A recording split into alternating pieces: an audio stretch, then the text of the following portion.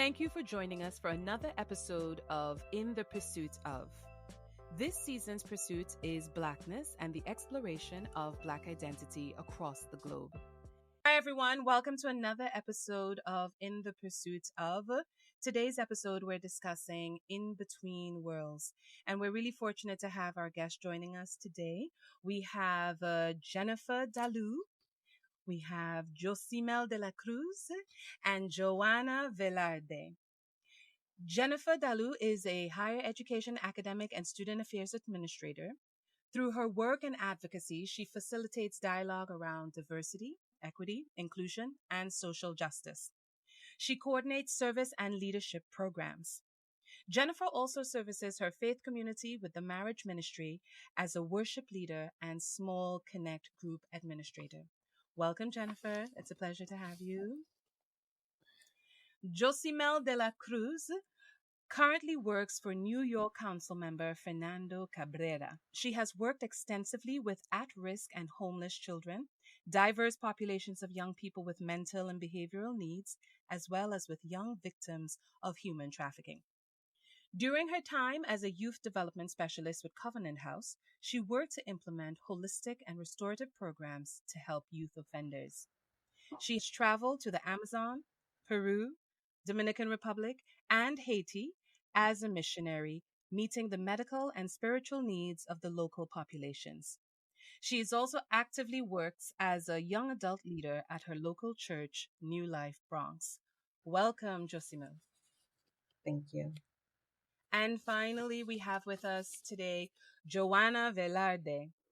Joanna brings a dynamic, diverse background stemming from 2 decades of leadership roles in sales, business development, and nonprofit management, as well as expertise in media production.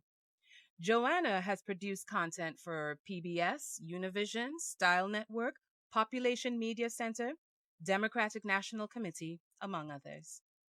Joanna was most recently named the Executive Director of the Sales Enablement Society. Prior to joining the Sales Enablement Society, Joanna serviced the commercial and multifamily real estate industry, where she served as a business development manager for Allied Universal. Joanna credits much of her professional success to the convergence of dual careers. She believes that we are multifaceted individuals and must embrace all our layers to help us reach our true potential. Welcome, Joanna. Thank you. Welcome to you all. Thank you so much for joining this conversation called In Between Worlds. And as you know, on this podcast, we really discuss the perspectives of Black identity across the globe. And in this particular segment, we want to explore the identity, that in-between identity that exists of being Afro-Latina, not only of being Afro-Latina within a community, but also to explore growing up in the United States of America and having one foot in America and one foot in the country of origin. So thank you very much for being a part of this conversation. Let's get started. So if each of you can tell me where you from, where your parents from, and we can use that as a jumping off point. I am from the United States of America, born and raised in New York City. And my mother was born here in the United States. She's the only one out of her siblings. And my dad was born in Santo Domingo, Dominican Republic.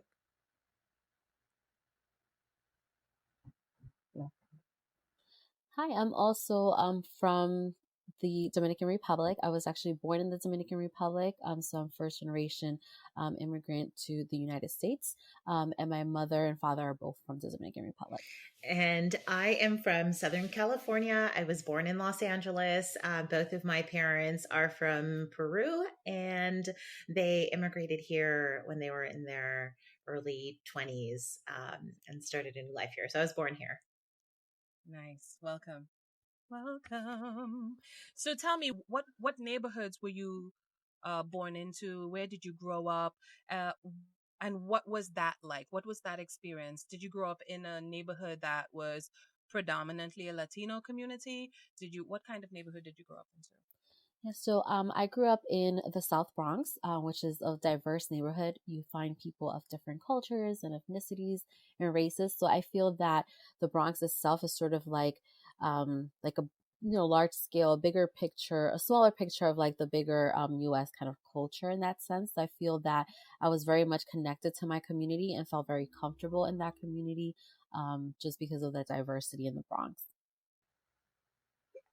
So I was born in Washington Heights, which is basically Dominicanville because there's a lot of Dominicans. But I grew up in Spanish Harlem, also known as El Barrio, and there were a lot of Latinos in from where I grew up at. Yeah. I was born in Hollywood, actually, and grew up just in like the general LA area. And I did grow up with some Latinos in my community, but it was so mixed. LA is just a massively diverse culture. And so ironically, like the majority of the kids that I went to school with were actually Filipino. I grew up with a ton of Filipino kids, some Latino kids. And yeah, that was a little bit of a mix growing up. So, Joanna, you mentioned that you grew up in Hollywood and it was predominantly a Filipino community. Does that mean you grew up eating Filipino food more than, or did you grow up eating Latino food in the household, clothing? Like, what were the influences on you for all of you? Yeah, definitely. Because I grew up with such a sorry. Okay. So because I grew up with just a huge Filipino community, I ended up loving Filipino food. I still do to this day. It's one of my favorite foods. I went to the Philippines. I was heavily involved in a church growing up that was a Filipino church. I sang in their choir. I mean, just culturally, it has such a warm place in my heart because it represents so much of where I grew up. Because I didn't grow up with a ton of other Latinos, specifically Latinos who look like me, right? So like when I talk about Latinos in LA and Southern California, it's oftentimes referred to specifically like the Mexican American culture. And so even then, like there wasn't that huge feeling like, oh, they look like me. So in my house, it was like Peruvian Central. Like it was like everything was like Peru, like and even like the foods that I grew up eating. But just outside of that little Peruvian bubble, and our very small knit community. I mean, I was exposed to tons of different types of other cultures. Yeah. Do you think more so because you had to represent for all of Peru? You're like, there's not a lot of us here. We've got to represent. Yes, I always feel like I'm like the Peruvian ambassador. Like all of my friends who have never had Peruvian food before, I love being the first person to take them to eat lomo saltado en tallarín verde and like try chicha morada. Like yeah, always, always. I'm like, you've never had Peruvian food? Oh my gosh! Even for Christmas, eating panettone and hot chocolate is a thing. It's part of our tradition in Peru. It stems from like Italian traditions, and in Peru, there's a huge influx of different cultures. And Peru is representative of quite a diversity. And even for Christmas, like to my friends, I'm all, you get a panettone, you get a panettone. So I'm like super Peruvian proud because I didn't grow up with a lot of it. So That's you know. amazing. Jennifer and Lucy, how about you? How was it? Well, Go for I it. wanted to say that for me, I can relate to Joanna. So in my neighborhood, yes, there were Latinos, but as far as Dominicans, we were a minority within the community because it was mostly Puerto Ricans, Mexicans. It was like the little groups of Latinos. My favorite food is oxtails. In Spanish, it's cojrabo, and anything rice and beans. If there's no rice and beans and meat in my meal, is not a true meal to me. Um, so yeah, and that's Right? Yes, right. rice is everything to me, which is an issue. Yeah. But yeah, but besides that, in terms of dressing, growing up, I did not continue. I did not grow up with the traditional Dominican attire. So yeah, it wasn't cool to me growing up. Yeah. You said food is everything, and it really is. I think for us, I'm from Trinidad and Tobago. If you didn't have like 3, 4 starches on your plate, you weren't doing this right. You know? Not to like him That's abroad. Yeah. amazing. So good. You need the what is it? The maduros. Then you need the mac and cheese, and then you need there was so many different starches on the plate, and then you need the rice Yeah, and some beans. papa, some rice. Yes. Yes. Give me all the carbs. So, what does being Latina mean to you growing up in America? And then compare that to the times that you've gone to your I don't do you view them as home countries? Like what is your relationship to the country of origin of maybe your parents? So what does that mean to you in America, and then how do you view your relationship to the country of origin? Yeah. So for me, it's very interesting because I grew up speaking Spanish in my household, right? So a lot of my Latinidad and Latina identity is kind of like rooted in language and what that meant. So going to school, I was going to bilingual classes, and I didn't get to go to like English class until third grade. So at home we spoke Spanish, and then in school is like I'm trying to navigate and learn English. And in media and TV and with friends is all in English. So a lot of that was rooted with like culture and just like the family itself and like being like a tight family community. So it came from like the music. I know we were talking about food, but music in Latino culture, at least like Dominican culture, like bachata merengue is very much like a lot of what kind of like unifies you, I would say, as a community. And those were the kind of things that I grew up with, like listening to Spanish music and, we mentioned eating the rice and beans, which definitely is like a staple in our food. But my experience is unique that I came here when I was 3 years old, and I didn't go back to DR. Only three occasions I've been to DR in my entire life, right? So I went back when I was 5, 8, and then I didn't go back until I was 30 years old as an adult. And I took my son with me because I wanted him to kind of, you know, get a sense of who DR, like understanding DR and what, Dominican culture is. So a lot of it is based on what I have from my family, what they've taught me, because I feel part of me felt like I was more American than Dominican, and it was sort of like, besides the food and the music, a lot of my experience is like the American experience. So that's unique because sometimes I feel like, oh, I'm not as Dominican. I don't know a lot about the history, about DR. Like, I didn't go to school there. So a lot of the history is kind of lost in terms of understanding the country. And a lot of that I had to do myself as an adult to kind of learn more about it. So it's unique in that sense because when I went back, you kind of don't feel like this is my country because it's been so long since I've been there. So it's that displacement of like, you don't feel like that's your country anymore, but you still have these cultures and traditions, within your everyday life. So that's kind of unique for me.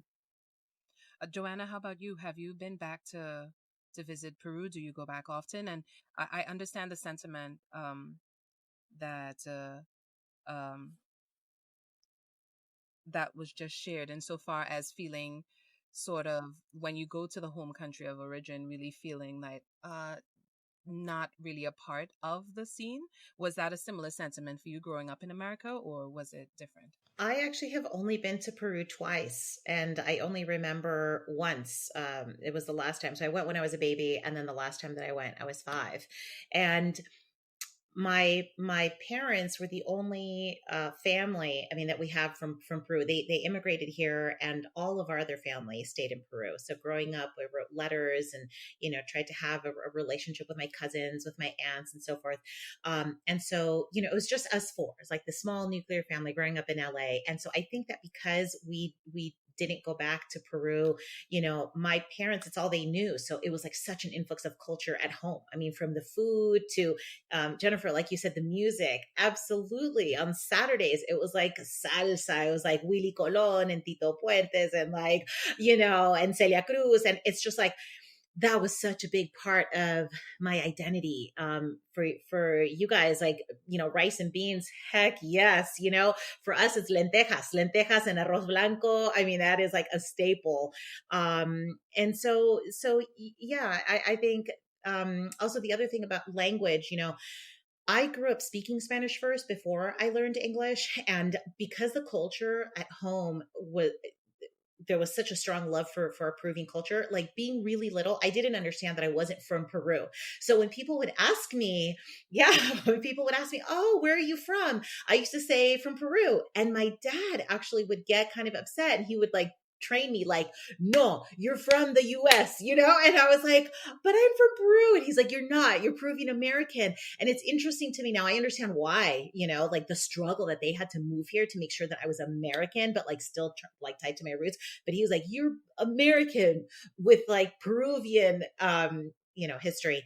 So but the whole Latinidad, I do want to address that because I think culture is how you feel about it. And our Latinidad is not just defined by knowing the history, knowing the language. And I say that because my daughter is 13 and she is like 1,000% Latina and loves the culture, like loves everything about it. And she identifies so much, like specifically with the Peruvian culture, but she didn't pick up the language because my husband doesn't speak Spanish. And so when she feels bad about that, like, am I really Latina? I'm a mommy, you are like more Latina than like some of these other people I know. So Latinidad is culture, it's hearts, right? It's not just defined by certain things. Being Latina to me is like, what it means to me is like being a good jar of sofrito. And sofrito is a homemade seasoning that we make. And I say that because I feel like it brings flavor and uniqueness in all spaces. And it's a wow factor for me because when people first meet me, they don't think I'm Latina. And so when I burst out speaking Spanish or just, whatever the case is, it's for me is a wow factor and it opens up conversation. And it's also like being Latina is cultural for me. And it's something that I love and I embrace. And I'm very, very thankful and blessed to be born into this. So yeah. I like that idea that you all spoke about in terms of it being cultural, especially if you don't live in the country of origin. Because even for myself, being born in the country but having spent many years outside of it, whenever you return, it's sort of like, am I still this? Like what? So the idea of being in between two worlds, this is where your culture and your heritage and everything came from, but as you have more influences outside of that space, you do ask yourself, am I still this? So what what am I, or what are you in this new sphere? Because you are Latina, but you're also American. So I guess, and you're all of those influences that have come because of the neighborhoods that you've grown up in. So I like the definition being that it's very cultural. It's a spirit, because now there's a lot of geographical travel, and so, but that doesn't mean that you lose the spirit of what it is to be Latina. So I like that very much. Can you tell me, when did you first become aware of this sentiment that you were uh Afro Latina? When did that idea first make its way to you? Because growing up, you're Latina. When did it first come to your own attention that you were a part of another subset within the Latina community?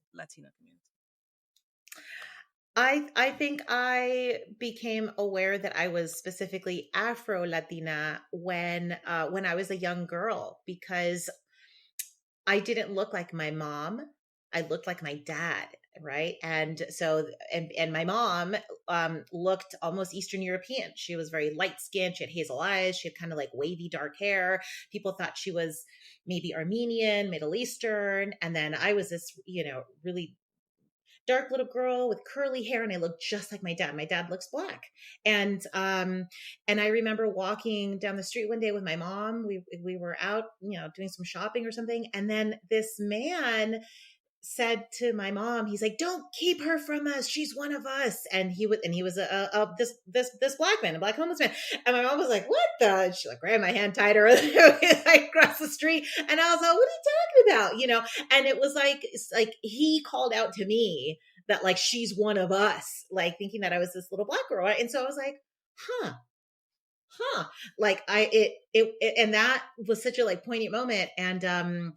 And yeah, my dad had always taught us about our culture, and we became very involved in this like Peruvian religious tradition called El Señor de los Milagros in Peru. And there is a huge Afro-Latino community in Peru. And so growing up with that and seeing people who looked like me, like they, like for us, like we say like, oh, like son negritos, right? Like they look like us, we are, somos negritos. And I'm like, then they speak Spanish too, and they talk like me. And it was just amazing. And so, yeah, understanding that about yourself is so special. And Definitely want to ask, just follow up on that. So you're like somos negritos. When the word negritos is used, is it used in a celebratory way? Because very often just that word alone, and so that's what we're exploring. When that is used, do you feel a sense of pride, or is it a means of isolating you from the group? Like, what was your experience? so no, a sense of pride, definitely not like in a derogatory way, like some negritos, like, I mean, gosh, even like the term, how it's used, like, ser negra, somos negritos, like at least, you know, no, everything like my heart, it's like celebratory. It's in a beautiful way. It's like, in an inclusive way. I mean, now even more so, I think there's like more acceptance and knowledge about it. I mean, there's even, this like artist, she's gorgeous and she's finally like making a breakthrough on like the scene called Amara La Negra. I don't know if you're familiar with who she is. She is incredible. And wow, I mean, to bring that to the scene, to be like, no, to be negro, to be negra, negrito, negrita is like such a beautiful part of who we are, and it needs to be celebrated and explored more and accepted more. So a lot of pride behind it from where I come from. Absolutely. Absolutely. Josie, Jennifer, dive in. So you can start with the question of when did you first realize you were Afro Latina, and then dive into to more of like the idea of being negrita and what does that mean? Yeah, I was just gonna comment. In my family growing up, like very similar to Joanna, my mom is light skinned and fair, and so are my siblings. And then my dad is a dark skinned man. But I grew up in like a single parent household, so I didn't have that constant, father figure of like, okay, this is somebody that looks like me, right? But in my household, I was like la negra, and my dad was el negro, right? That was like a term of endearment that my aunt kind of like, those were our nicknames, pretty much growing up. Until this day, she used to be like, yeah, mi negra, like, that's what she calls me. So that's sort of like when I realized, or looking at family pictures, like, oh, I'm not the same as my siblings. A lot of it was just like looking at the color of our skin. And part of me growing up in a way kind of always felt, oh, what's wrong with me in a sense? Because I was like, I feel like I'm not part of my family because they all look so different from me. And my mother tells me the story. I used to ask her, like, am I this color because I was born in DR? As a little girl, like thinking, is that why I'm this color? Because I was born there and they were born here, A lot of time in the sun. Is that what's going on, Mom? So, and I remember those little conversations, but I think the word Afro Latina wasn't something that I was familiar with until I went to college. And that's when I started, seeing that was an actual group of people. And it was because of my experience of like being a Black Latina, but not having the same experience as my African American friends, that I grew up with, right? And I'm like, okay, I want to explore this. I know there are people that look like me that are Latino, that are in this community, and what is that, So that's sort of like my first introduction to like actually the term Afro Latina. My first introduction to Afro Latina was in 2018, and it was because of Amara La Negra as well. I was in the Dominican Republic for my grandma's birthday, and she had just released a song, and it was big in the Dominican Republic. So that was my first experience. I did not identify at that moment as Afro Latina, and the reason why is because it's just something I hadn't heard about. Isn't something that my family even to this day has embraced. So it's just more of I guess us, this new generation, the American generation, so to speak, embracing it. And yeah, that's my experience with it. Can I add something to that? That's so interesting that you say that you specifically said that the American generation has embraced that. Yes, because there is still so much discrimination and like colorism and all these things back in the motherland where we have this like new mindset as being Americans, like, yeah, like, right, this inclusivity, like this striving for inclusivity and equity and all that is a totally American thing that we are so accepting of like our Afro Latinidad. That is a U.S. American label. I think back home, I don't think that there is that. You know, it doesn't have the same connotation. Yeah, I think if I may add now, I think it's more of a liberating type of movement because at least in the Dominican Republic, the curly hair, coarse hair is just looked down upon. You know, if your hair's not straight, they kind of, they look down on you. So it's definitely a liberating coming into who you are and embracing your however you choose to identify as. So um, It's so interesting that you all talk about this being an American an American effort in that way, because that's why. So I was surprised to hear you say that when negrita is used, that it's used in a celebratory way, because when we hear the word black, even within the African American context, it's often more pejorative than that. Right now, we're having an awakening, which is amazing, and I'm sure there's been several awakenings in the past as well. But just the association of the word often means lesser than, and definitely in, well, I guess in my own experience, I shouldn't say, and definitely when you talk about countries of origin, from especially coming out of the Caribbean in particular, you do get that sense that so what I my question, as just looking on from the outside, is that does the Afro lessen the Latina? Does the Afro part of it lessen the Latina in the culture itself? And I think you sort of answered a bit of both. Sort of like in the country of origin, it does seem to, in terms of you're not quite this, but in terms of the communities that are growing within America and within and with this new sort of movement to celebrate Latinidad in all of its splendor, it's become celebratory. So you can tell me if I'm going down the right road there in general. Yeah, I would say for me, so the first time I heard the term Afro Latina was in 2004, before it has become like something mainstream as it has now. And when, I did, it was more like researching people like the Garifonas, that are in Honduras, right? And like, people like in Cuba and like even Puerto Rico that are more like of that Afro descent, right? When you speak to people in like over Latin America, because the the part of being Latino, right, like the ethnicity part kind of merges and blurs the lines between like the European, the indigenous, and also the black. So the term itself is like a way of like kind of like erasing the different, right, identities or races. And for me, when I even saw Afro Latino, was a way of like claiming that part, right, of bringing the people in the margins and like in the shadows into the light, right, and saying we are here, we are part of this community, we are Latinos, and and kind of bringing out that and being proud of the black culture in Latino community. So that's sort of how I interpret it. And I think that's sort of like the way that it's going now in terms of people taking ownership of the term and just using it as a celebratory term. So I don't think it minimizes the Latinidad. I just think it brings out like one aspect that a lot of countries try to kind of keep buried, because usually you hear more of the European being celebrated or even the indigenous, right? And this is sort of a way to like bring that out. So, in your own experiences, growing up here and in adulthood now, in your jobs, in your careers, what has your experience? Have you found that being Afro Latina has helped or hindered your journey to where you are now? Can you point to any particular? Maybe there's communities that have helped you to get where you are because we have Latin.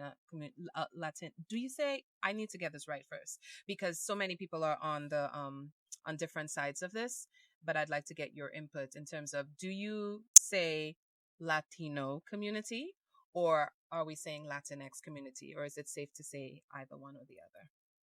I guess we should have addressed that at the top. I think it's different for everyone, right? That's what you're comfortable with. I mean, I understand the Latin X, especially. I totally get that. I personally it- don't use that typically as my term. I'll say Latino community if I'm referring to everybody, but if I'm just specifically referring to the women, yeah, I'll say Latina. I haven't personally adopted Latinx yet. How about you, Josie and Jennifer? That's the same with me. I say Latino community. I haven't adopted the Latinx as well. Yeah. I would say for me in my work setting, we use the Latinx inclusive term in terms of like higher education because it is a higher education term. But in my general conversation, I use Latino community and I refer to myself as Latina. Excellent. Okay, yes. So back to what we were asking in terms of your career paths and in terms of where you are now, how has being Afro Latina helped or hindered your trajectory there? Or are you even that is that even something that you're able to discern? I feel like for me, that's not something that comes up in the forefront, right? I feel like people primarily just see me as Latina. Maybe it's because of the language or maybe, but that's usually not something that comes up in conversation. Um, I feel in terms of career wise, right? I feel like personally, like in my personal life, it has more of an impact than in my career. That's the same with me. It hasn't come up for me in my career path. I think anytime it came to work, it was just the fact that I speak and understand Spanish. Well, I speak Spanish, but other than that, it hasn't been um, an issue.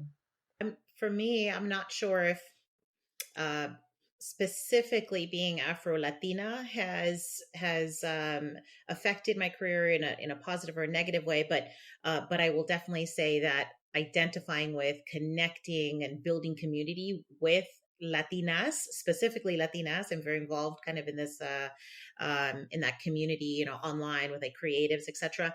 Yes, that has opened a lot of doors for me. I think it's about elevating each other and amplifying our voices, and there's a huge movement towards that. So um, I, I I love seeing that because it wasn't something that was embraced, and this inclusiveness about Latinas, that it's not just one specific um, culture. There's so much to be celebrated within Latinidad. So You mentioned culture, and I want to take a moment. What are some things you were surprised to find out that is shared across Latino cultures? That when you're like, oh wait, we do that too. I'm from Peru. We do that too. Like, what were some moments where you find out, that there are similarities across the Latino community? So, for example, the first time that we have something in Trinidad called parang music, and so we don't identify as any specific I should say we identify primarily with our nationality. So you'll hear us saying we're Trinidadian.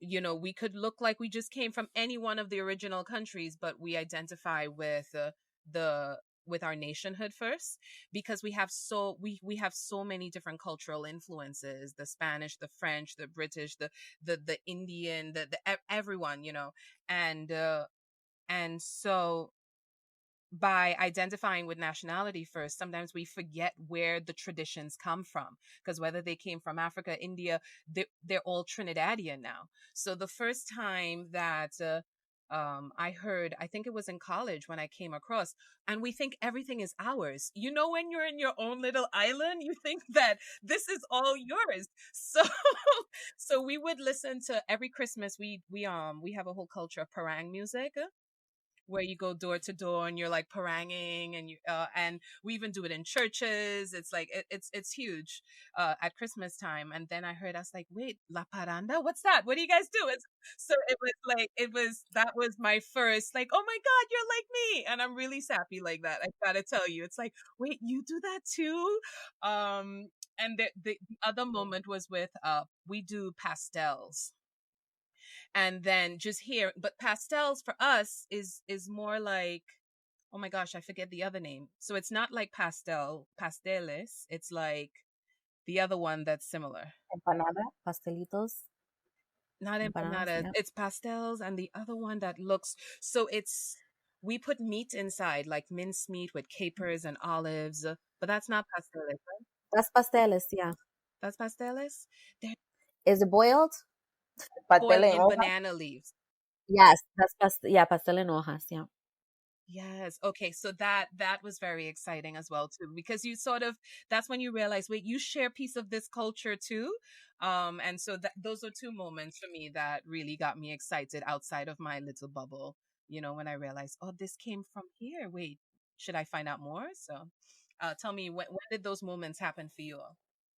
Just to go back for what you said about the ethnicity, I think that's very much like in Latin America, like you're Peruvian, you're Dominican, that's how the countries themselves or the people in those countries define themselves, is like the American, like, I guess, Latino America Americans, that we then say, oh, we kind of try to put those definitions on the on people from those different nations, but they themselves would say like, I'm Dominican first, or I'm Puerto Rican, etc. But it's interesting that you mentioned the pasteles. For me, like, because I'm a big foodie, is like, learning plátanos and yuca, like, like different cultures use that. I went to Guatemala for work. And it was interesting just to kind of see like the meals, like, how much of it is so similar, not even to my own country, but just comparing it to like Mexican. And I'm like, I thought tortillas were only like really like more like a Mexican thing, and like the frijoles. And this is something that I guess all those countries in like that, that Central American and like close to Mexico kind of share. And it was like an eye opener to me, because I just always saw it more of like a Mexican, kind of, I guess, food, or like, but when you look at plátanos, like even with Haiti and like the roots of where that come from, like when we're talking about Afro-Latinidad, a lot of those fruits, like the yuca, the plátano, they kind of came from Africa. So the fact that we sort of share that in the Caribbean, I would say, like, it kind of goes back to that root of like the influences of like the diaspora in these countries. For me, one of the things that I see similarities to is in music. Growing up and seeing Peruvian dance, like traditional folklore, like Peruvian dance. Like there's one type of dance that's called like festejo, and I remember thinking like, wow, like it's so different from like salsa and from everything else. And it was like, because it is so rooted in African dance, right? Like so much like shaking and a lot of like, lower hip action, and just beautiful. And I was like, whoa, like, and like just in casual talk, it's like, I remember asking my dad about it, like, whoa, what, like they're dancing like that. And he's like, yeah, bailan son como los negritos, bailan como los negritos. And and then learning about it, be like, oh, that is specifically an Afro-Peruvian type of dance. And then when you look at African dance, so the similarities are so gorgeous, and I think it's so neat to be able to see that a part of yourself in other cultures, and it just reinforces this idea that we're all so interconnected. Yeah, absolutely. There's definitely a joy there. As you mentioned, the music, there's so many connections. The first time I heard reggaeton, I was like, this is just soca music in Spanish. I was like, I could get down with this. And then the very first time I heard like music from Africa at the Barclays Center, the very first time I heard that music, I also thought, I was like, this is soca music. And this is what it means when you're in your own bubble. You have only what you have as a frame of reference, not realizing all of the other interconnected parts, and there's a joy there in finding that out. I would say the same. The food, the music. I love the way we all party. So we take pride in just family coming together, and all the cousins coming. The loudness. Yes, we are very loud, and we love to express ourselves. Um, and also the term of endearment. It may be different, but like for us, we bless, siong abuela, siong mama, like things like that. And I noticed that um everyone else does it as well. It may be a different term, but there's a respect for the elders. So I like that. Yes. I don't know about you all, but tell me, I had like 20 aunties growing up. I had to like really work this out with my mom. I need to know who my real aunties are, because I say auntie so often throughout my day. We had to work this out later on. I was like, so are they really related to me? But it's that same sign of respect that you're talking about as well, too. Um, you also, so we're talking about, the segment is revolves around the idea of living in between worlds, and something you mentioned, Josie, when you spoke about the loudness, even the term the loudness. when we get together and we're being fully ourselves and fully who we are, and the joy that is contained there. Have you experienced that sort of clash of cultures living in America? Because even as you say, the loudness, it being perceived as loudness compared to what the prevailing norm is. Can you talk a little bit about that, like in spaces where you felt now, because you are from one world culturally and you're living in another world, a different culture, and have you experienced that sort of clash growing up, and how did that make you feel? Um, yeah, I guess growing up, um, I didn't see the difference until I brought friends around my family, right? And then when they would say, you guys are really loud, to me, it was normal. It was normal. So as I got older, I started to realize, it could be intimidating for some, you know, um, and being the fact that, some of my aunts, uncles are very blunt. And so I guess for me, it would always be preparing my friends to come around my family.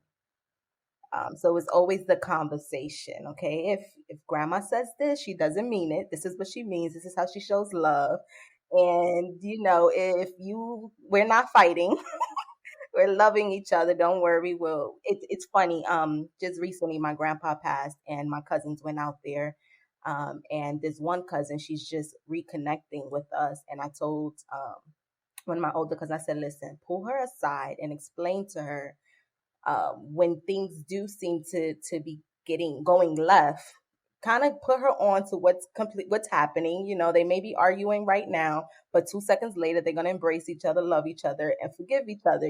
Just let her know so that she doesn't respond emotionally. So it's just always been for me in preparing people for what they're about to enter. Very similar to what you're saying, just like that notion of people perceiving like, oh, you're yelling or you're screaming. And I'm like, no, this is how we talk, or the fact that they're like, you speak really fast, right? Like, even when we're speaking English or Spanish, like the pace of our speech. So just kind of saying, oh, this is sort of like those cultural, like, things that happen because we may speak fast to each other when we're talking. But very similar to what you say, just having to explain, I think maybe sometimes when we go out to restaurants, right, or we're in different spaces, I'm like, use your indoor voice, maybe like how we kind of do with younger kids. But that hasn't really been an issue, I think, because I'm from New York. I feel like New York in general, we're very kind of loud and like in your face sort of people. So I think it hasn't been like really an issue like in this setting. Has there been any sort of because I want to stay on the loudness a little, just because we're talking about the differences in culture, and as we move into corporate spaces, that being perceived, the idea of being perceived as extra, the idea of being perceived as you're doing a lot, like all of those, this is a lot, you need to tone down, and it's not always said, but it is definitely conveyed to you. Have you experienced that within your workspaces, uh, because of this culture that you were born into and that allowed you to fully express yourself, but having like this expression also causing this dissonance in workspaces? I think in the professional setting in the workspace, I would identify a little bit more with that. When it comes to this notion of being loud or extra, even down to how you style your hair. Right? I love to wear my hair big. I love my hoops. Normally, I'd wear probably a brighter lipstick, right? Maybe like a nice pop of red, because it just makes me feel good. Like I don't, in sales, as I'm out in the field and visiting clients, like I would live in my heels obviously in a pre-COVID world, live in my heels. It's just like who I am. Right. And so even like how I interact with my clients, with my partners, just this like feeling of being um this closeness, this like connection, this embracing of them as people and not as clients. Maybe that's what made me successful, I think, in sales, because it's like for me, I'm like, oh, come here, you like, I'm a hugger. It's like just this warmth that I think that we carry in ourselves as being, Latinas. And so that carries out into how you do business. And yeah, being very aware of that. And especially when you don't see other people in your space that look like you. And so kind of like this idea of like, oh, well, is that professional? Well, why would my big hair not be professional? Because it's not straight, because it's not like smoothed down. Oh, do I not have get to wear my hoops because you don't think it's professional? Do I need to wear little studs instead? Or, before when I was going out and getting my nails done, I don't do them anymore. But before, the nails were part of my identity. I had gorgeous long nails and always a fun color. So this idea of like, oh, it's not a French manicure. I'm like, no, that's boring. I want like, give me teal, give me like, coral, like give me all of that is like part, like we love color. All of that is part of our identity. And so in the workspace, definitely there is um, a sensitivity to that, and there is like a clear contrast of being other, Yes. right? Being different, being exotic. Geez, that's a whole other thing. When did you find the freedom? When did you find that freedom to be like, oh, you are getting all of it. You're getting the hair, you're getting the hoop, you're getting the lipstick. Because I think at some point you have to decide because you're getting the energy no matter what. But, at some point you have to decide this is who I am and you're getting all of it. So when did that happen for you? Early on, I didn't know how else to do it because it was me. And so it's like putting a lid on something, and then all of a sudden this like lid is going to pop, and it's like, and so early on. But I also think that like we need to, in the business world, I think we need to think of ourselves as a brand, because we are a brand, how people see us, how they connect to us. So I used to just embrace it and be like, even in my emails, like casual emails, it'd be like, hey, it's Joanna, remember me, girl with a big smile, giant curls, right? And people are like, yeah, because that's like, it's what makes you different. So use it. And I think it helps you to stay authentic to who you are instead of trying to fit into this mold. um and that was in my adult years. Once I, you know started working like out of college. In college, like it's still like going into internships and interviews and trying to like figure it out. Yeah, definitely more toned down, because that's what I would see all the other girls do, right? And but it just didn't feel like me. And it felt like by day I'm like this one person, and then by night I'm this other one. And you just can't. You have to live your life authentically, and this is all of it. So it's This is important to so talk good for about it. our listeners to hear because the idea of being authentic, it's harder than it sounds. It really is to show up as your authentic self. And it really speaks to the idea of you are in between worlds, choosing to show up as who you are in both of them. You're like, this is who I am in your world, this is who I am in my own world. And it's the only way I'm willing to show up. So yeah, absolutely. I would say for me, it's interesting because I'm kind of like quiet and like reserved when you first meet me, and it takes a little bit of time for like I guess for me to warm up to people and just kind of let them in. So I think like overall that's sort of become like my personality. But I remember that before I used to wear my hair straight a lot of the time, and a lot of that came from I know Josie Man mentioned this before about like this notion of like pelo malo, pelo bueno, and like straight hair is not consider good hair, and then curly hair is considered bad hair. So growing up, we used to always like do rolos, and then like like have the hair just become sort of straight. But now more so I'm like, okay, I'll go to hair with my hair like just like wash and curl, like just kind of like not really having this notion of like I have to have straight hair and be a certain way, that's not like work appropriate, but that my natural hair is something that I can embrace. And I think that the community, because I work at like a college that's very liberal, right? What you would call like a liberal college, right? And very much focused on like inclusivity and trying to have people be their authentic self. So I think that having a community that kind of supports that, where you can be your authentic self and not have to worry about trying to fit in a particular mode, is kind of important, and for you to feel like you can do that and you can step into that. So I think more so now I'm embracing that of like, I can wear my hair curly and I don't have to always have it straight or I think for me, like in terms of what I said about the loudness part, I think I to be true to myself, I need to express that. I think it's because some of my family members lack communication. They don't know how to communicate well. So it's kind of like everyone screaming over the other, um, sort of things. So that's where I'm coming from, where it comes from that, because, um, and I think, to be true to myself, there was never a time where I felt different from anyone else, because that wasn't taught in my household, right? So like my mom, she's light skinned and I'm the darkest on her side of the family. And I'm one of the lightest on my dad's side of the family, but I've never felt treated differently. It was more internal things based on my relationship with my dad. So yeah, I felt on my heart to share that.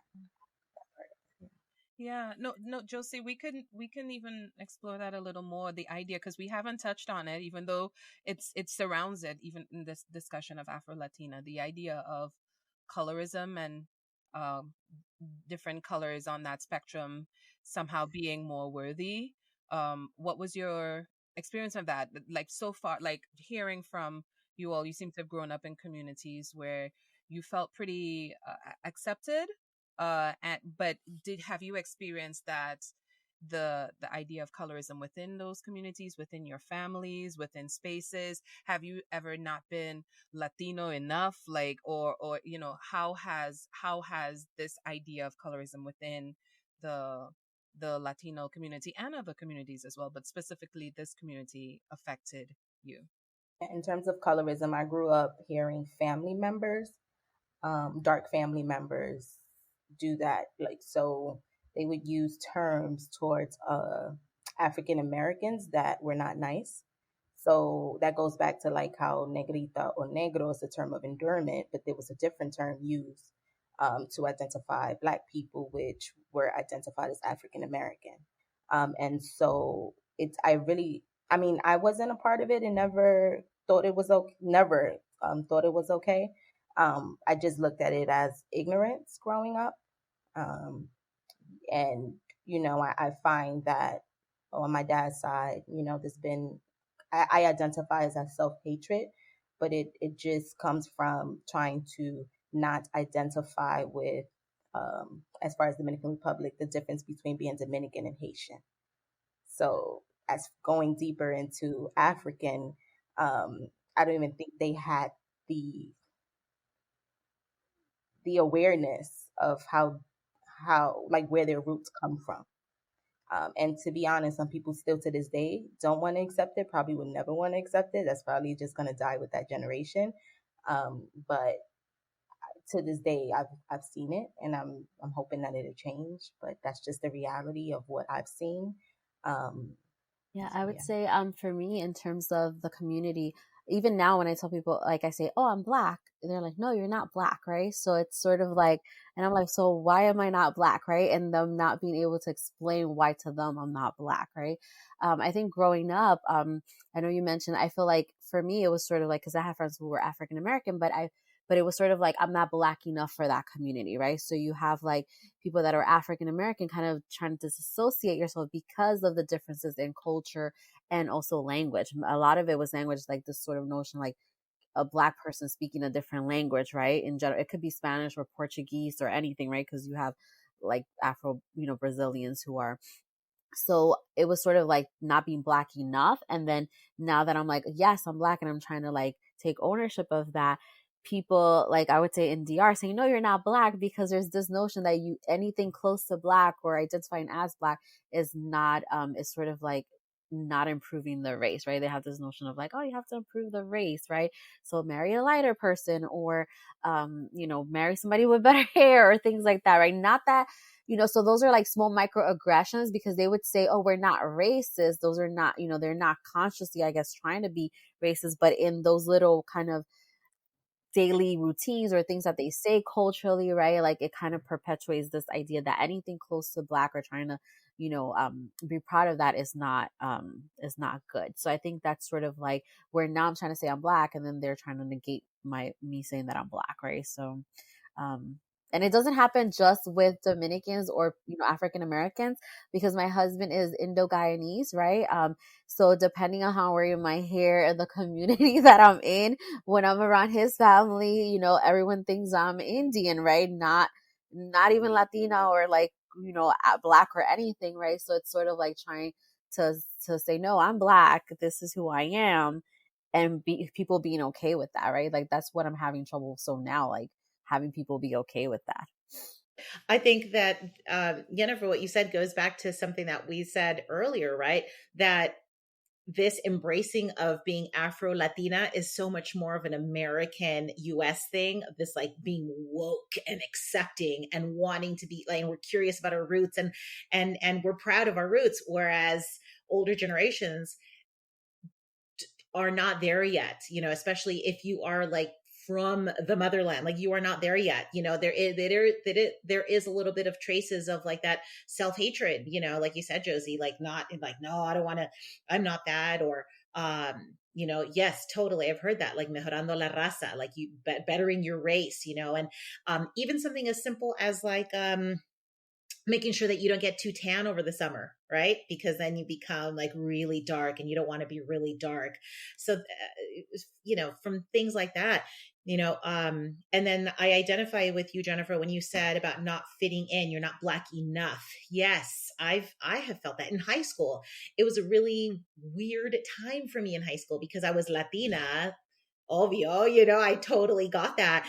But I wasn't in LA. I wasn't Latina enough, meaning like Mexican, because the majority of Latinas in my school were Mexican.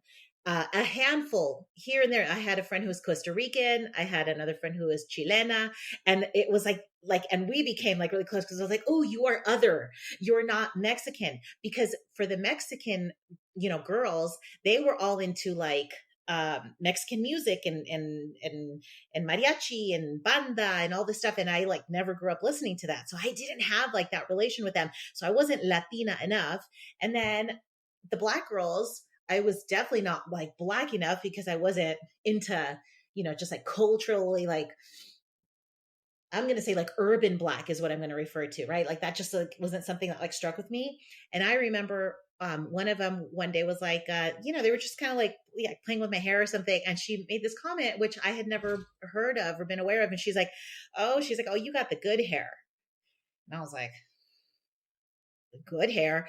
And it was like later, it took some explaining for when someone told me like good hair versus like bad hair, like being curly. And because my hair wasn't like super kinky and bad hair, I wasn't like black enough. So there is this kind of trying to find your way and being in between. And it is there are distinct lines there, between cultures. Yeah. I think there seems to be an infinite number of lines between cultures. We just we have so many reasons for creating like separations between each other. You were saying the idea of not being black enough or not or not fitting in, just it even resonates with me on a different level, because even so, you look at me and if you see me on the street, you think I'm African American. I'm Caribbean American. And I remember speaking to one of my friends and saying, I don't feel black enough to be in Harlem, because Harlem feels like authentic black, like African American experience. And not know, you talk about not knowing the history and the culture behind the Mexican American experience. And that's how I felt for a long time coming to America. It's like, I don't feel black enough because, I know you see me, but please don't ask me any history questions because I won't know. Like I'm following the Harlem Renaissance. I could give you like the tidbits, but I've always felt like there was that sort of like barrier to entry for me in terms of like African Americanness in that way. So I totally get what you're saying in terms of that. To the Just to speak for the older generation in particular, it makes sense. It makes sense to me why they really feel like they want to distance themselves from anything black, because of the trauma that was visited upon them. It was so we have the freedom to be able to say, it was the older generation. They didn't have their stuff together, or but it comes out of the trauma of being treated less than. So for your kids, even though it sounds like we could identify it as sounding racist and, just being vitriolic in many ways, in their minds, they just want the best for their kids. And so if the best for their kids and for their life means, you know, denying who they are or downplaying who they are so that they can get ahead, then that's exactly the road they had to take. And so it's sort of understanding that they lived in a different time that necessitated that, because the trauma, it's so difficult to undo the trauma that has been visited upon so many cultures, as a result of just slavery, as a result of just the different kinds of oppression. And it's so many years later we're still trying to remedy that. And it's really good that in uh America right now there is this sort of mode, like, no, we're taking it back and we're going to celebrate it because every part of us is worthy. And it would be great if we could somehow be able to share that with the older generation, but understanding that their experience of the world, they could never come to see that part of themselves as worthy. Yeah. And I think when we go back to the term Afro Latino, when you were mentioning about the Harlem Renaissance and the African American experience, I think that's what Latino, at least for me, does. Like the word, the term Afro Latino, which is like I can still acknowledge my, African experience or the experience of the diaspora and know that is different from the African American experience, even, though we're one community, right? So it kind of like, it was like an entry point right into that conversation, into that community, because it was just like, the slave ship just got dropped off in a different island or a different country with people speaking different languages, right? But that whole experience of like slavery, Jim Crow, everything that happened historically to like the African American community, like growing up like Latina, it was kind of like why I felt that I was in between worlds, right? Because you couldn't really, you don't know that experience, you don't come historically, your family didn't go through that experience, so it was hard to kind of fit, like you could fit into that narrative, right? But then acknowledging, okay, there is this other narrative in Latin America and African people in those countries, right? And what does that mean now that we're here in the US and learning about US history and everything Black people went here, and the histories of those countries. So I think that Afro Latino kind of helps you enter the conversation. There's also definitely been a clash between those sort of two worlds in terms of African American experience and the Caribbean American experience, insofar as uh, the Caribbean American not feeling that this is not fully my experience and wanting to see your experience validated as well too, because you're in a new space, and identifying as Black comes with its own history in America. And so being able to set yourself apart and saying, yes, I am, but I come with my own history as well, and I want that validated. And so it's sort of navigating those two worlds as well. Can I share as far as the older generation? I think that it has. I think the difference between, this is not what you asked, but the difference between the older generation and let's say us is the we're more aware of any insecurities, right, and willing to do the work, right. So I feel like this generation wants to don't doesn't want to heal. You start by healing, and I say that because there was a time where I didn't like the color of my skin, but it was because of my father and my experiences that I had with a Black man, my father.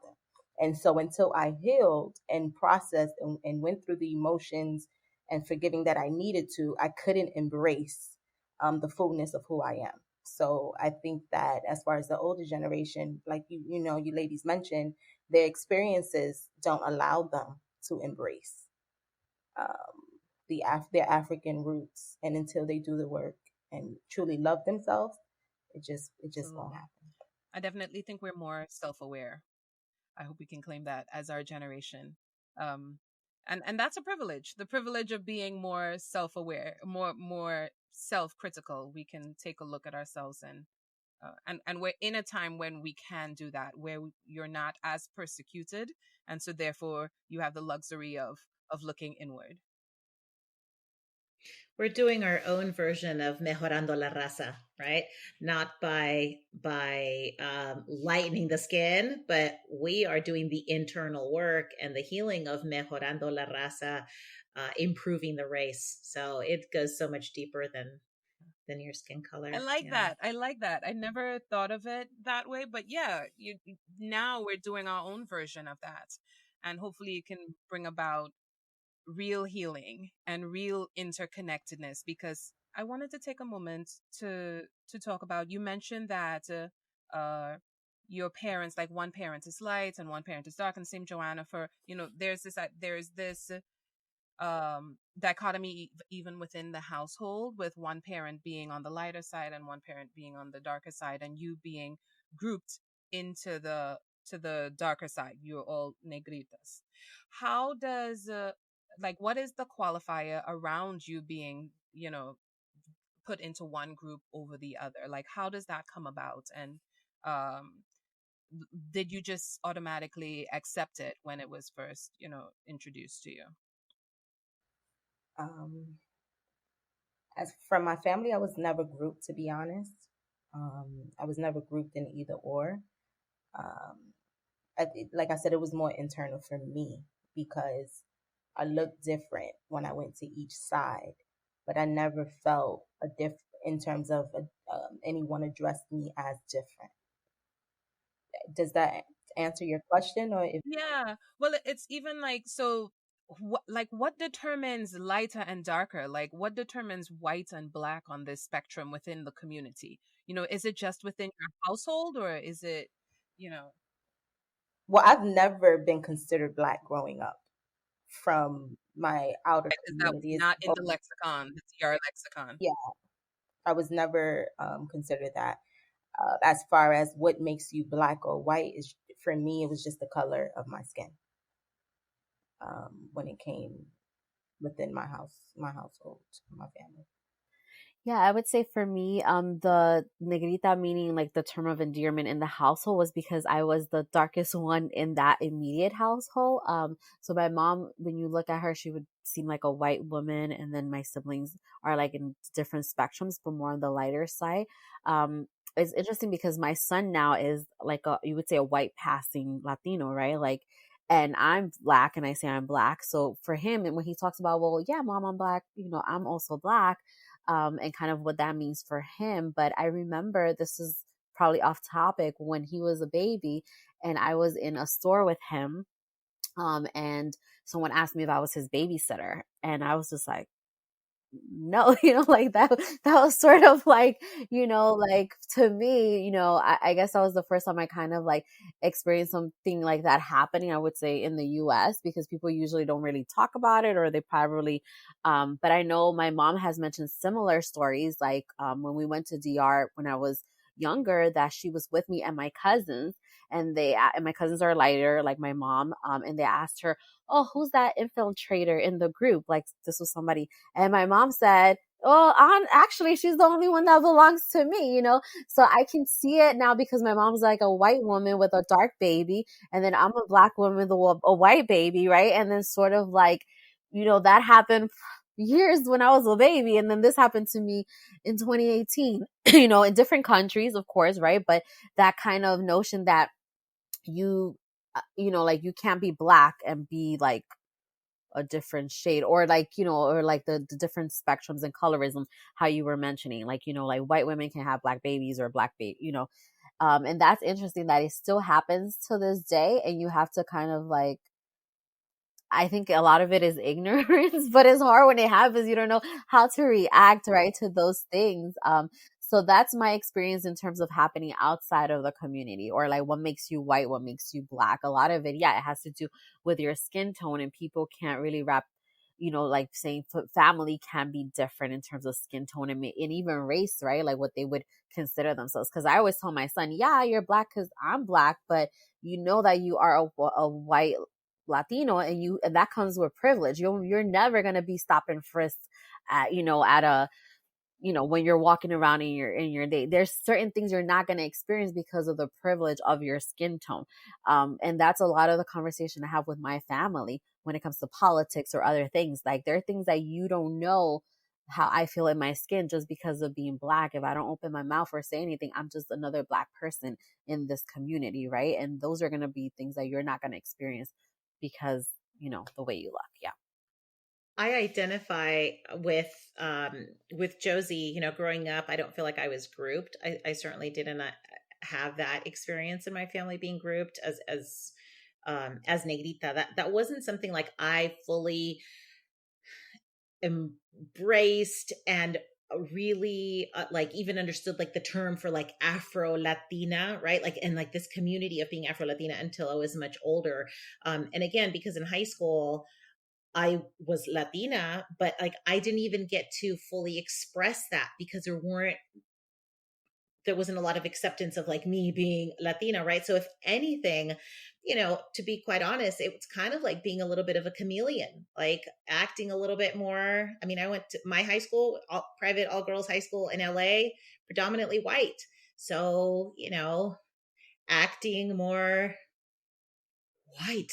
I mean, that kind of thing. And I think and even in college, I mean, one of the things I will never forget hearing was someone telling me, and this is like in a professional setting, being like, wow, oh my gosh, I just love the way that you speak. Like you don't even sound Latina. And that was like so jarring to me, being like, what does that even mean? And how is this Latina supposed to sound? And is it because I speak well and I'm educated and I'm eloquent and, et cetera, et cetera? Like that is so sad if you cannot associate like being Latina, being possibly being those things. So, yeah, I think it's as I've gotten older, I've been embracing of the term as I've learned more about it. And like there's more of this pride about it and people are talking about it more. And, definitely more of what I would consider like a movement. And to say, yeah, that's me. Oh my gosh, I am like Afro Latin. I'm a little bit of this and that, but still within the US. It's a very different experience in the US. So different. Joanna, it's so funny as you said that we don't often realize how much we're being pulled outside of the norm of who we are. Because even in that interaction where you're like, oh my gosh, you don't even sound Latina. But that was a compliment you were being paid. You were being paid.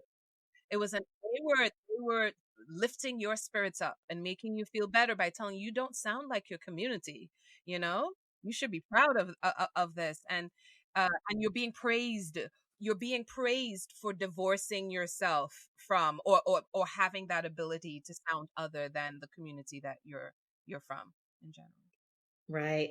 Yeah, absolutely. Absolutely. I mean, um, it was said in those terms, because it was talking about just kind of appealing to the masses and not scaring people away and being kind of like yeah, relatable for everyone. And just like before they met me in person, they're like, oh my gosh, wow, I I didn't know you were Latina. Oh my goodness, you don't sound Latina, and it Yeah, as if blew there's one my mind sound. in so many different. There's only one sound for Yeah, Latina.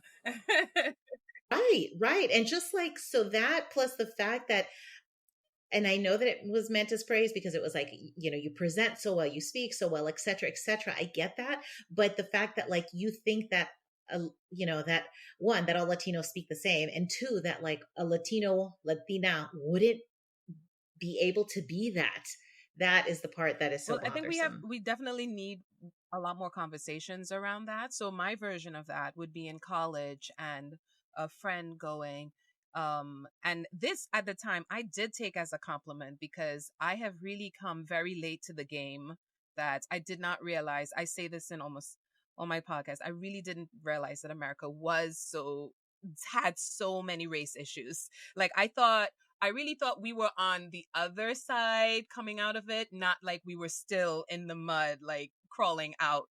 So I thought it was like racism light, if we could. I thought we were more on that end. And so I remember the phrase, it was like my first or second year from coming out of the Caribbean. And they were like, Antonavia, you are so not black, And it's the same experience that you mentioned just now and if I am honest, I don't know if I had a problem with it then. because I was so busy trying to be the best Black person I could be, if that made sense. Like, to prove, I didn't realize I was trying to prove this, but I was trying to prove that I'm not like, let's say, the other African Americans that I'm here to work. I'm here. So all of those subliminal messaging that I brought with me from the Caribbean, I was already trying to prove that. So when he said that, I don't even think it registered to me. It was just like it was said in passing, and we kept moving, and I was like, "Oh, that's nice. He recognizes my work. He recognizes my, my otherness that I'm trying to create for myself, because I understood that what Blackness represented in the wider scheme was not a good thing. So it was necessary for me to move beyond whatever that was. And so similarly to, but I think there needs to be a conversation and a reckoning with, you can't say those things because you need to make room. You need to make room for other ways of being in college, in workspaces and corporate spaces, because right now it's still not happening. It's still not happening in the ways that I believe that it definitely should be. So that just sparked a little. I was like, yeah, I remember that feeling. um and we think it's a one-off, but it's very pervasive throughout all of our institutions. And whether it comes across as a nice, compliment, there's the other end of it. There's the other end of what that compliment means, and it's not so nice for anyone in the community. I'd like to add something, if I may, just a quick something specifically about the workspace. I think earlier you had asked, how are we showing up at work? What are we doing about that in our professional lives? And it is up to us, when we have the opportunity, when we are in leadership roles, when we have these platforms, to elevate our community, to amplify these voices. And so I am very cognizant about that, as I'm the executive director of a nonprofit global organization. For people in the professional sales space, we have platforms from podcasts to webinars to massive annual conferences. And it is important that the people in these positions are not just what is dominating our industry, which is white, older males.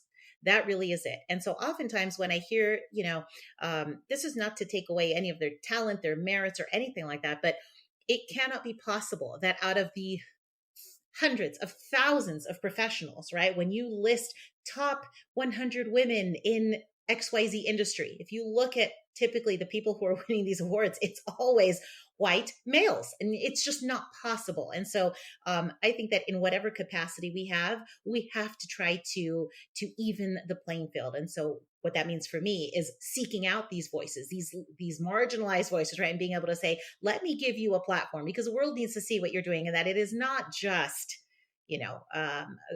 a certain type of people. And it's up to us to do that in whatever means we can. So in the political realm, so I could share my experience at where I work at now. It's mostly Dominicans in the area, and so when I do speak Spanish, I get the, well, where did you learn Spanish at? So it's not, are you Dominican? It's just, where did you learn the language? Which I find to be a compliment, because I've always felt stuck between two languages. I've never mastered English, never mastered Spanish. So I'm like, oh, well, you find it to be great Spanish. So thank you. But also I've seen in the political realm, so let's say if you choose to run for a position or something like that, and predominantly Hispanic, Latino community, if your name isn't Spanish enough, you may not get the vote of the people, right? So I've seen too, for the person that I work for, the first question is, well, where's he from, right? And so it's like they get based on your name and where you're from. Now I can trust you, as in, forget about what policies you're bringing to the table. I can relate to you because your name sound, your name is Hispanic, which is sad, but it's just the reality of where we are. And I see that a lot, constantly having to explain, well, this person's grandparent or father is from such and such and was born in such and such place. And it's like, okay, well, now tell me more. So, like I've been told to, like maybe you should run for something because your name just it sounds good. I think you'll get votes because of your name. So, and then you find people not they get married and they don't use their last name, their husband's last name or wife's husband's last name because what? Because my name opens the door for me. My Hispanic name opens the door for me. So within the community. Do you find, because I've heard this mentioned before from some of my Latina friends, that there is a hierarchy within the Latina community or Latino community overall in terms of Spanish speakers, in terms of the language, like whose Spanish is in the hierarchy that's deemed the best. We talk about the best here. Yeah, have you found that there is that hierarchy within the community when it comes to language and when it comes to country of origin as well too? And how has that affected you? I think for me, I've seen it in terms of like Central and South American countries, right, versus Caribbean countries when it comes to like language and that conversation. I think being from the US is a little different because we speak Spanglish, right? Like there's a lot of times, right? There's like sometimes you can't remember that word in English, so you throw it in Spanish, and I think that's more so I would say from like I would say East Coast, like New York, and like I would say like Northeast Coast, that you have that in terms of like the Spanglish and that being the norm, that we've kind of taken over. But I do see that when it comes to like the different countries themselves, that there is this sort of hierarchy in terms of the language and what they consider like appropriate Spanish, which would be closer to like Castellano or like Spanish from Spain. And I would say a lot of the Latin American countries probably would rank themselves higher than the Caribbean or like, than the Caribbean countries. Yeah. So I think, for me, being from New York, I think because I learned Spanish as a baby growing up, and I did school in Spanish for like the first 3 years of school. And then also I learned it at, like the higher education level in high school, and then college is a little different because you're kind of learning it the way that it would be taught, like the traditional Spanish. But since I don't use it as much now, right, like that's not in my everyday kind of profession, you tend to lose a lot of that, like proper Spanish kind of. So I've seen that come up, that my mom herself would say like, what's going on, like you grew up knowing Spanish, like that's not the way that you. So I see it more from like in the family, that they kind of feel like you're losing your language, or you're losing you know and my son, like your daughter Joanna, doesn't speak Spanish, right? So like my mom, it's like, oh, how could you let him lose the language, kind of thing, like that being like a big part of the culture. I think that on the West Coast, the majority of Latinos here are Mexican. And so, definitely, it's unfortunate. There is totally this hierarchy. I mean, people may be uncomfortable about talking about it, but we see how it's portrayed in the media, yeah, right? Mexican American equals gang members and drugs and this and that. It's prevalent. That's the narrative that's told. I mean, we saw it in our political scene, right? Absolutely, like that is fed. um Hierarchy, yes. Any Latino cultures that have connection to European roots, unfortunately, will always be considered superior. A lot of that will boil down to South America. My goodness, because we don't speak Spanish. I grew up being definitely told, you do not speak Spanish. Hablas castellano, el castellano. That is like the proper, the preferred, the more educated, Spanish, because it stems from Spain. There are definitely some differences in words and so forth, but for the most part, I would consider it like standards Spanish. I mean, it's not like a different language. It's just a little bit different in its root. But there's a lot of pride about that and I'll just say in I'm sorry, in South America, because that's specifically what I know. Um, and I think Yeah, it's there. There's a superiority there for sure. I mean, even like let's look at other countries like Argentina, who and my goodness, their Spanish is 100% identifiable because it's almost sounds like Italian. It's very sing songy. Like even their double L's are not pronounced like yeah. It's like a la ja, like the ja. It sounds very fancy, and there is a feeling of superiority because they are definitely a lot more connected to their European roots. So it's a real thing. I guess as Joanna was speaking, I remember I had a my high school Spanish teacher. She was from Spain, and she has the same last name as me. And I noticed that she would pronounce it de la Cruz as opposed to de la Cruz. And so I realized that I I wasn't shown how to properly pronounce different words in Spanish. And I also have a coworker who speaks proper Spanish. And when it comes to translating documents, I've learned that there are different terms that you use um, based on the area, let's say, because you can use a word that is too advanced that the community may not understand. So I've noticed different, I guess, in education level when it comes to the difference of speaking Spanish. What would you like to share with the other with the Latina community in general when it comes to this idea, this feeling of being in between worlds, like belonging to two worlds, like you mentioned? We spoke about culture, uh, country of origin. What would you like to share with those who currently feel like they are in between two worlds, like yourselves?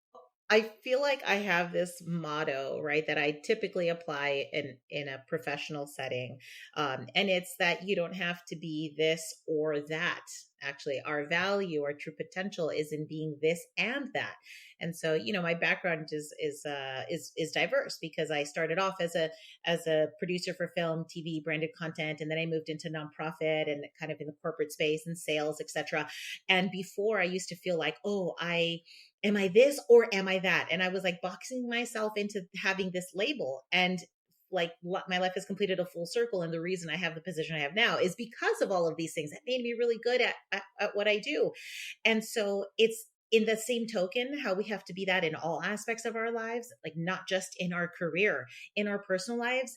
It is okay. It is good. We should be embracing of the fact that we don't have to be this or that. We can be, we are dynamic individuals with many layers to us, and that's what makes us special and unique. We should be embracing of our history, of our culture, of our dual identities of being in the US and being Latinos and everything that comes with. So uh, be this and that. That's what I believe.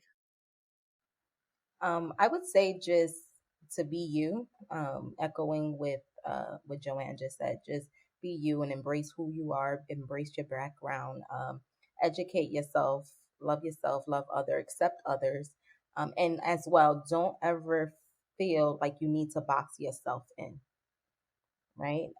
Because then you're just being like everyone else. And I think that embracing the fact that you do bring something to the table, the color of your skin or your background gives you purpose, and fulfill it, and fulfill it confidently.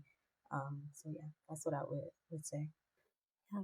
I agree with both Josie and Joanna. Just embrace it. And I would say celebrate it, like take a moment to like celebrate those aspects and things about your identity, and kind of learn to love it, right? Like develop it, nurture it. If you, like Josie said, do some research, learn more about it if you want to learn more about different aspects, and kind of like, by doing that, it kind of helps you to see the diversity and embrace that in others, right? And other people, right? So it kind of takes away from this othering, and helps everyone see each other as one whole community, right? That you don't have to be this or that, like try to mention, and that in the end we're just one whole like humankind, right? We're all one population, one people. So I think that just celebrating it. Absolutely. Thank you. Thank you so much to all of you. Thank you for participating in this podcast. I've learned so much, and I'm really grateful for you spending the time, for you all spending the time with us. So thank you, thank you, thank you for joining us in this journey in pursuit of, and this season we're exploring Blackness. This podcast has been powered by Mars Playhouse, a theater and film company dedicated to increasing the lexicon of Black plays and films emanating from the Caribbean and its diaspora throughout the globe. Thank you for your support in growing this podcast community. Don't forget to hit the like button and follow us on IG, Facebook, and Twitter at Mars Playhouse for details on upcoming podcasts and content surrounding the Caribbean and its diaspora.